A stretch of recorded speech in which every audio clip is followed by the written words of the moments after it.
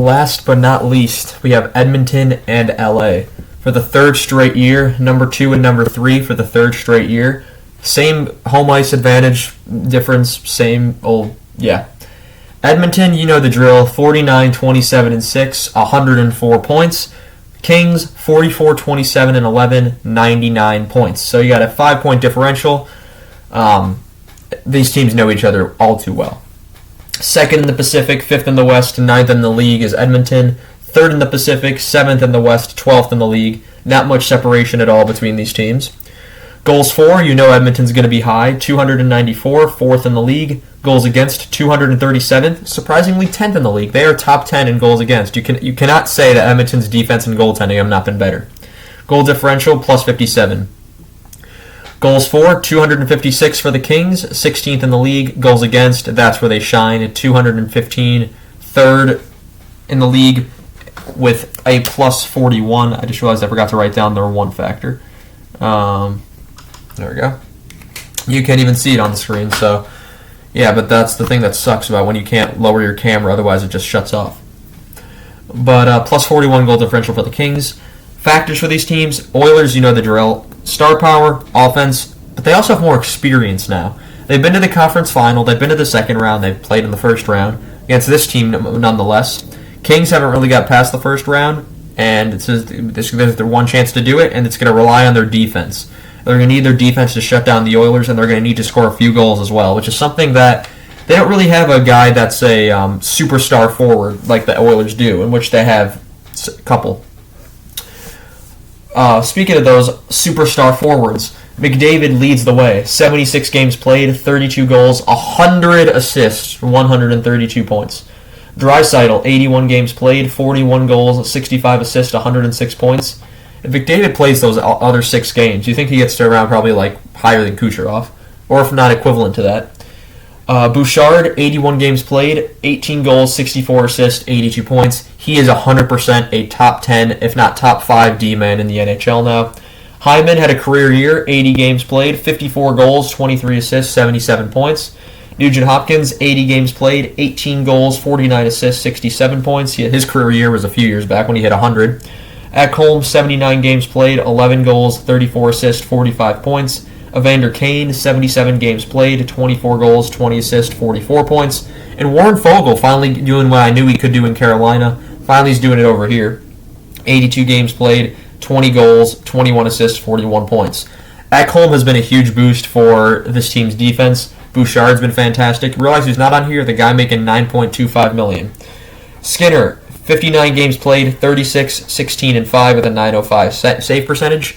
Campbell played 5 games all year, and Pickard is not going to be starting a game in the playoffs.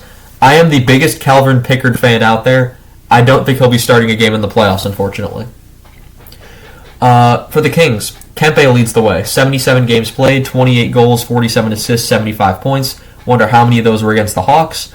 Fiala, 82 games played, 29 goals, 44 assists, 73 points. Kopitar, still doing Kopitar things. 81 games played, 26 goals, 44 assists, 70 points. Trevor Moore got 31 goals in 82 games, along with 26 assists for 57 points. Byfield gets his 20th goal last night against the Hawks. 80 games played, 20 goals, 35 assists, 55 points. The fruits of the 2020 draft are final, or the what how's the saying go? The fruits of the 2020 draft are finally bearing. Lafreniere had 25 goals. Byfield's got 20 goals. The top guys are starting to do some pretty good things for this league. Doughty, 82 games played, 15 goals, 35 assists, 50 points. Deneau, 78 games played, 17 goals, 30 assists, 47 points. Dubois, 82 games played, 16 goals, 24 assists, 40 points. Not the production you want to see out of a guy making as much as he does. Talbot, 54 games, 27, 20, and 6 with a .913 save percentage. Yeah, I feel like I've seen a lot of people go down on him, even though he's got decent numbers. Rittich goes 24, 13, and 6, or 24 games played, 13, 6, and 3 with a .921. He's definitely had a bounce back here in LA compared to when he was in Winnipeg and Calgary and Nashville, and how we thought he was never going to play in the league again. But he's found his game in LA as a backup. Good for him. Now, this team's had a lot of playoff history. Starts in 1982 with the Miracle on Manchester in Game 3 of that series, I believe, where the Kings came back from 5-0 down in the third period to beat the Gretzky-led Oilers. This is 92-goal Gretzky, 200-plus point Gretzky team. The Kings beat them 3-2. I'll be back in just a moment. Sorry about that. Anyway, on to this. After that, Kings didn't beat the Oilers much. 1985, Edmonton sweeps them in 3. Back when there were, this is before 1987 when there were 3-game best of 5s in the first round. 1987, you see that happen where Edmonton beats the Kings in 5.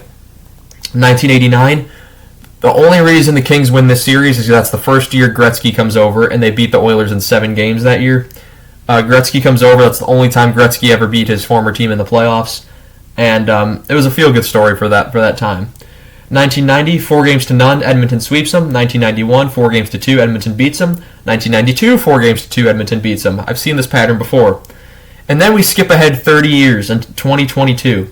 Edmonton wins that series in 7. The Kings was their first year back in the playoffs after their rebuild, and Dustin Brown's final farewell and stuff.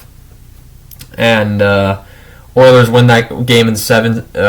It was 1-0 for the longest time until McDavid gets that winner, that second goal that made the place go crazy.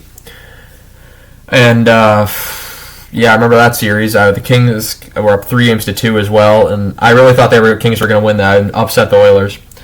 2023, it's a rematch, and this time it only takes 6 games for the Oilers to get rid of the Kings. 2024, if the pattern continues, it will be Oilers in 5. And to be honest, I don't see that too far out of the picture, but I'm still going to take the Oilers in this series. I'm not sure what I'll predict for the games played. But now that's all of our previews done. So playoff previews complete. Look out for the bracket next. That should be coming by the puck drop of the first game tomorrow, I want to say. Not sure if I'll do it now or when I'll do it, but yeah. So thank you guys so much for watching, and I shall see you guys in the prediction video. Have a good one.